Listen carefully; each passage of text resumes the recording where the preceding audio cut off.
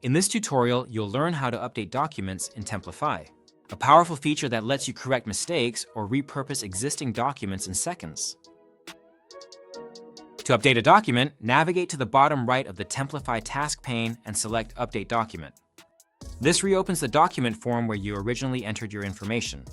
Let's say you've made a mistake when creating your document. Maybe you misspelled a client's name or selected the wrong date.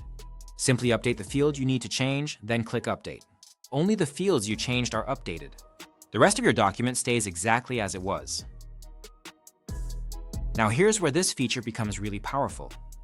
You can repurpose documents that you or a colleague previously created. For example, I have this letter I sent to my customer Louise, but the content would work perfectly for Sam's client. She can use the Update Document feature, then change the customer information fields.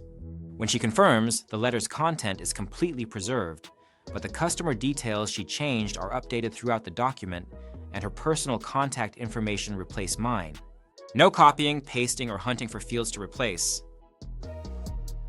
This Update Document feature works the same way in Word, PowerPoint, and even Excel. Just remember, it only works in desktop versions of Office, not in Office Online or in your web browser. It's not available in Outlook.